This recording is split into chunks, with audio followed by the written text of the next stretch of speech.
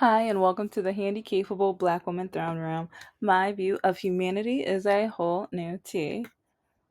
And today might be a shorter episode, but I I've been thinking about something on and off, especially being a black woman with a disability that is who is still single, especially the black woman part. It's like a lot of guys, they don't want anything to do with me because of my disability. They say so, they tell me. Yeah, I've got stories with, but just like the black female part is the core that I really want to get into right now because while I was watching like the halftime show and then rewatching over and over, it's just crazy because it's like I was looking at Serena Williams and I was just like, ooh, I was like, that outfit, that skirt, I want that skirt. Oh my gosh, so cute.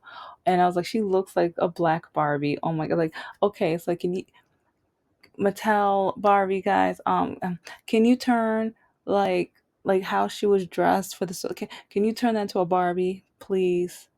Like I would be like one of your first buyer. Like I will buy that doll. She was like it was so cute, so pretty and everything. Like can you guys please turn her like or well I think isn't there? Because I know I missed out on quite a few Barbies because yeah, disability life. I didn't have like trying to pay. Like yeah, if you guys don't know how much some of this health stuff costs, but anyways, and like yeah, all of this is a different story, but it relates on why.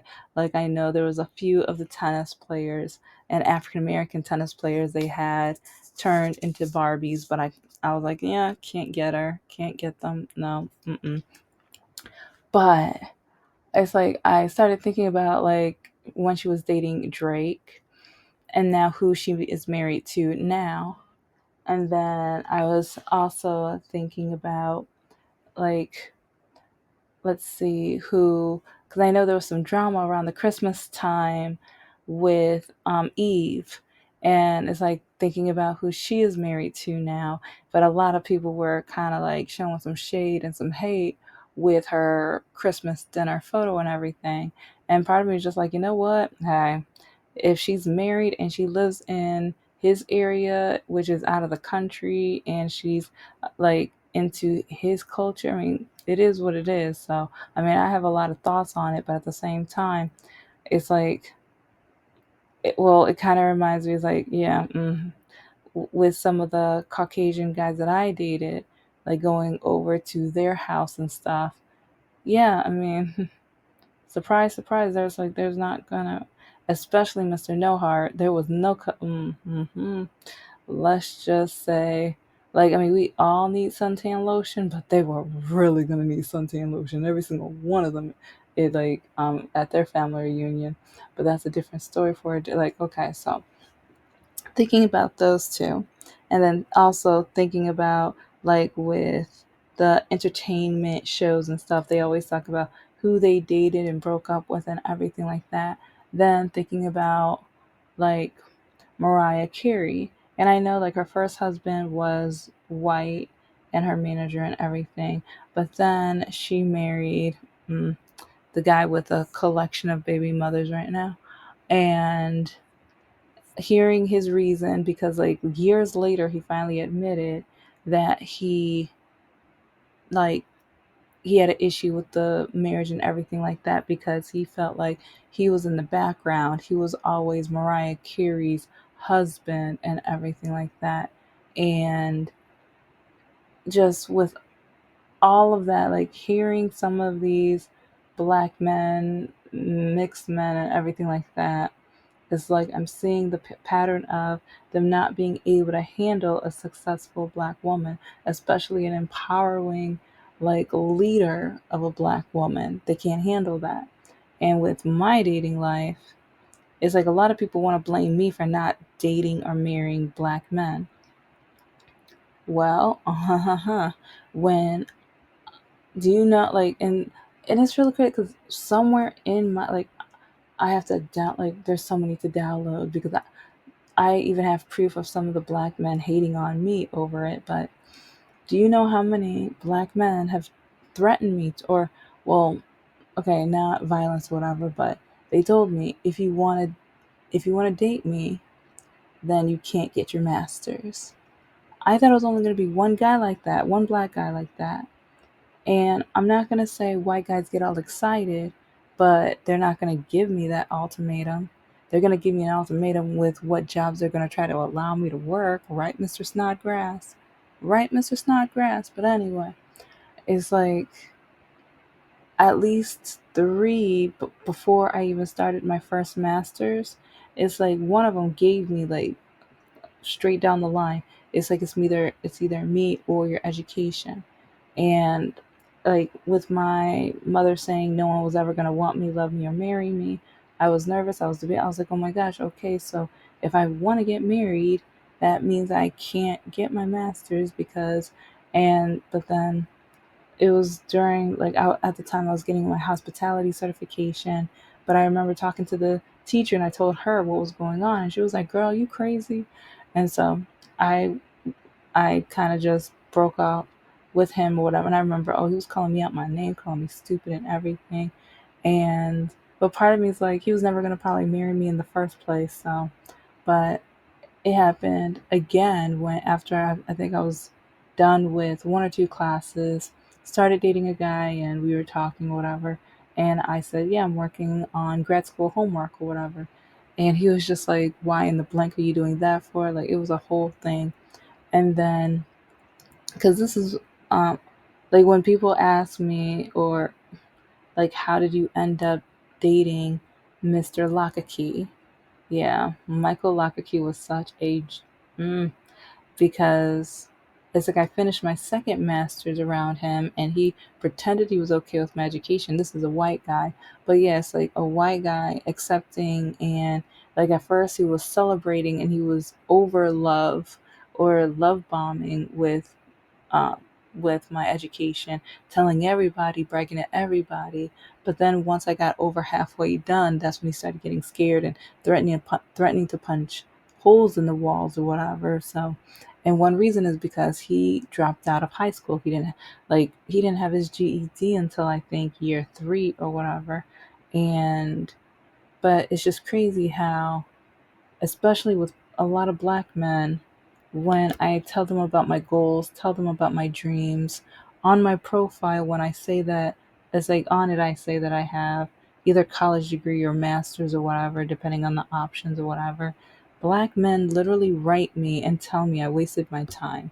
Black men tell me that I should have been focusing on having babies. But part of me is like, okay, well, if I'm single, if I'm not married, it's like, because if I was brought up in the church, I was trying to at least be with my forever person.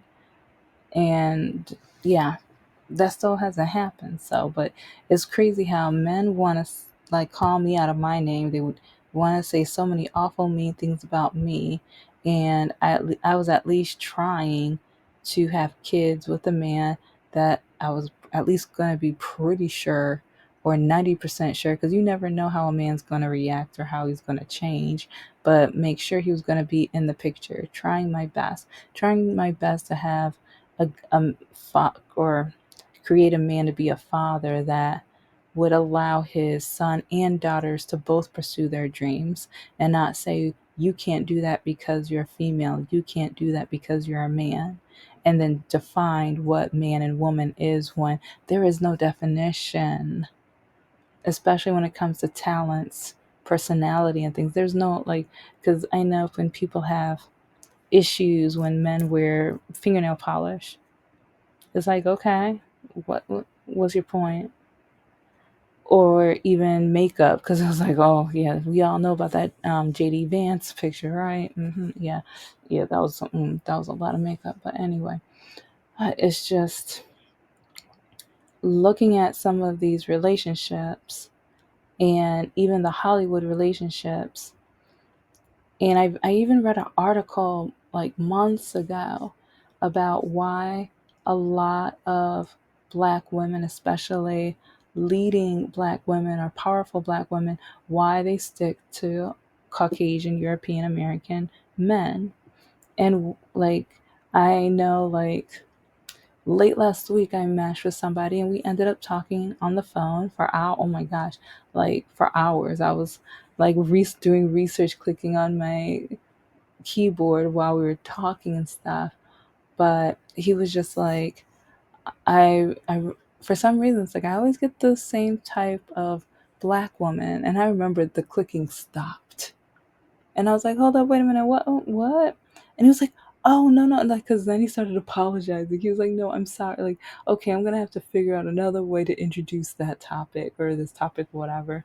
And he was like, no, he said like a lot of the whenever a black woman will swipe right on me on Bumble, it's like usually they have this classy, sophisticated look, and their education is like normally like pretty high and things like that. And he was like, I take it as a great compliment, but he was like, it's just amazing with like, yes, like, and he just was describing the look and everything like that. So I'm like, oh, okay.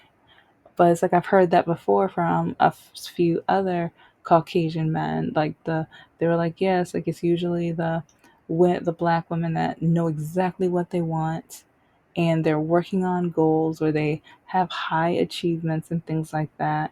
And but and some some of the only basic decent white men, they won't never ever understand because they can't handle us either. And especially, they don't want to be just a basic, decent white man with an amazing black woman. And that's one reason with Snodgrass, when I told you that story about his grandfather, it's like you found an amazing black woman, but can you just can you just have a decent white woman? Just like with the White House right now. They just want decent white, not amazing black or people of color.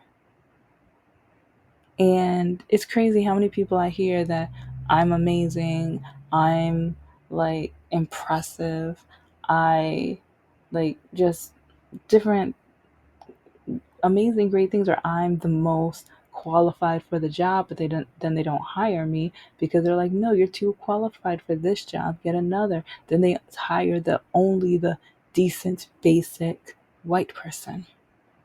But then they say they want to go off merit. They say they want to go off skill. They want to go like hire the best people. But no, do you know how many times I have heard that I am the most qualified for the job, but then they replace me, or they switch me out, or they dismiss me for a basic white person.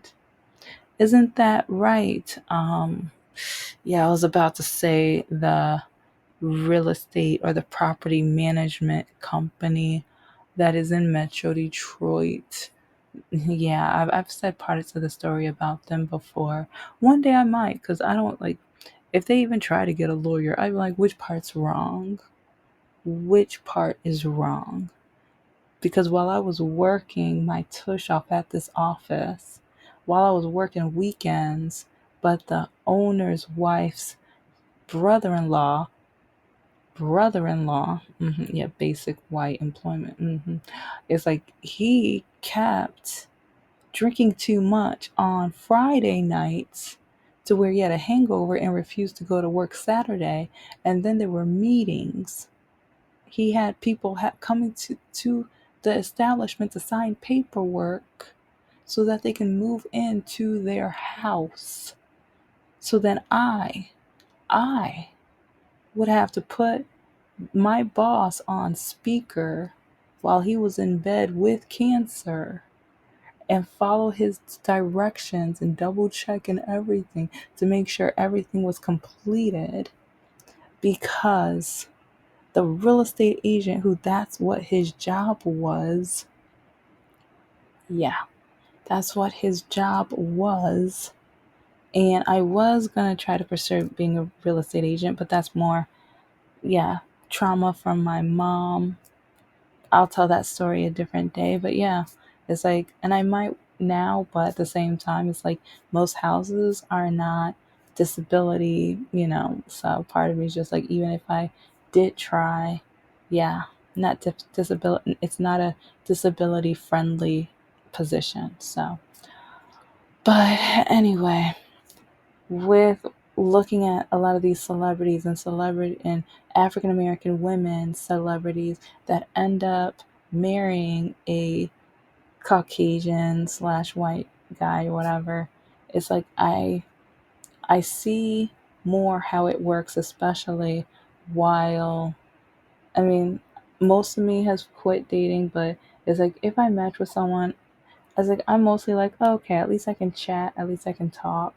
Oh, but okay, I'm gonna have it as another topic for it. But see, yeah, soon look out for the episodes where why are so many men are thirsty, so many men are hungry, if you know what I mean.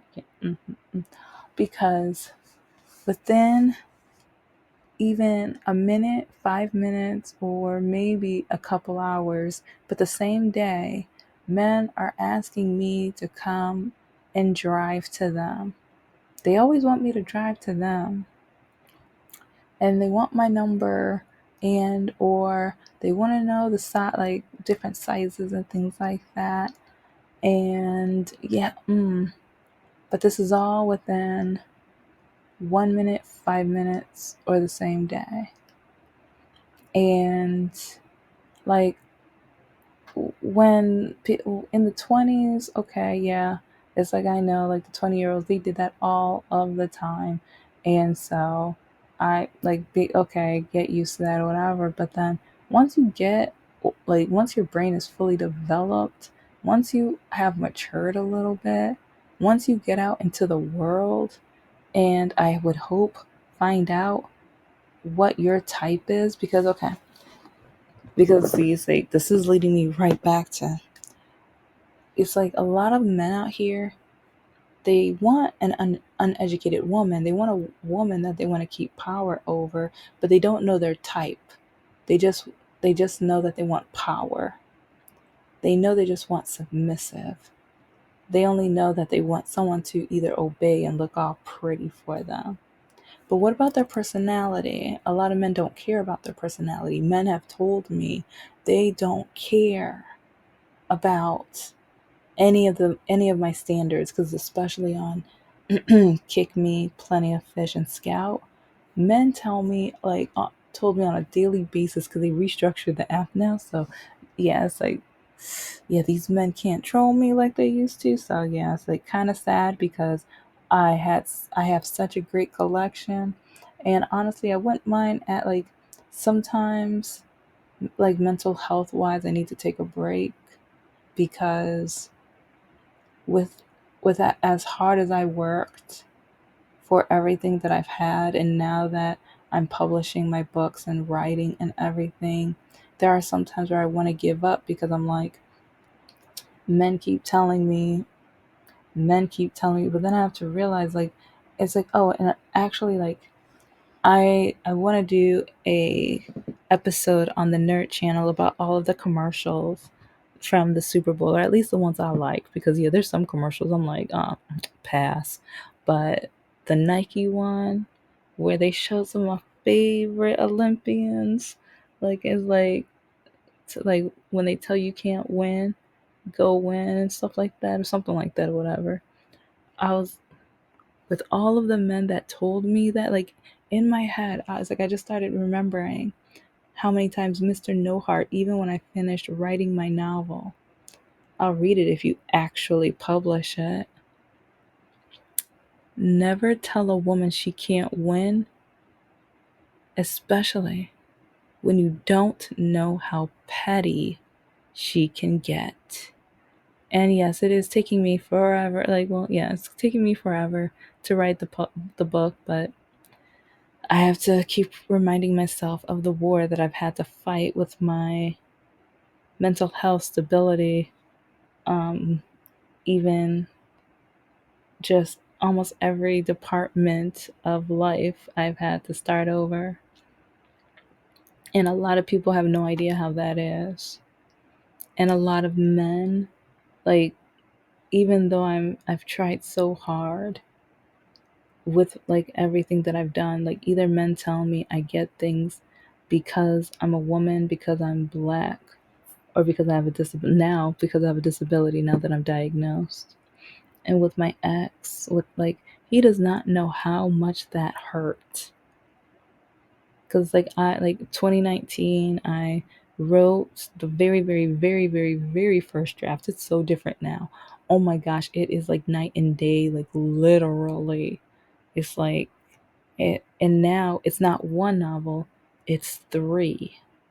Because after like the second time I started going through it, and I know one of my students, they're like, this is really good, but it's like I want to know more about this character. I want to know this and this, and like part of it was just like I do too.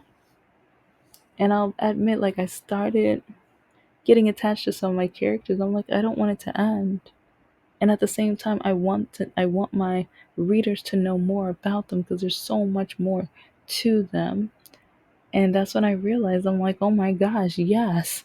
So now it's a three-parter, but now it's going to be an even farther series because it's going to probably be three or four pack of books. Each set is going to be a different case that they need to solve and everything. So the next set is going to involve her mom's history. And then the third set is going to be her father's, and then both of her grandfathers are going to be in the next set because then you're going to realize how her parents met and how the whole domino effect got back to her. But there is so much petty that once you start reading and once I start, my group chats and everything, you are going to know how much petty I put in that novel. Because if he ever reads that novel, he is going to be livid. He is going to be so upset. But he has to remember, Mr. Nohart has to remember what he used to always tell me. I love making people's lives miserable. I enjoy when I can make them mad, upset, or sad. And I remember when, because I saw it was a red flag, but I remember when I was talking to the neighbor across the street, because I told her, because I'm like, I don't think I can really date him if he's doing like saying that. And she was just like, oh, well, he's going through a divorce. He is like him and like her and his mom was telling me he's going through a hard thing right now. His heart is still broken. Give him time, give him time. But when I had to have my surgery, or when I found out I couldn't walk anymore and I couldn't drive. But one of my blankets, I mentioned my blankets in one of the last episodes, or maybe I think it was a dating nightmare episode. But I have Raynaud's, or one of my disabilities is Raynaud's disease. I'm very sensitive to temperature. I can get cold and hot very easily, but not realize it. And I asked him for my blanket because I have a blanket that I bought while in grad school. It's like I would write my papers and I would wrap myself in my blanket. And I remember buying that blanket, like, ooh, I want that blanket to write my papers with. And so once I couldn't drive and I couldn't walk, I asked him, can you drop off that blanket to the house? And he was like, no.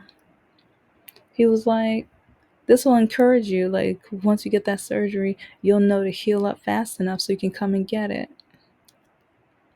And I was like, but I want my blanket. It's like, I don't want to have to be in bed all day because then I'm going to drift off to sleep on and off. And then I'm going to, like, and at night, I might stay up all night. Can you just drop it off?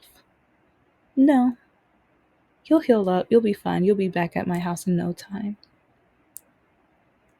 He does not, like, I mean, there's over 40 reasons why I broke up with him, but he does not know that right there, I was just like, it is time to end this relationship.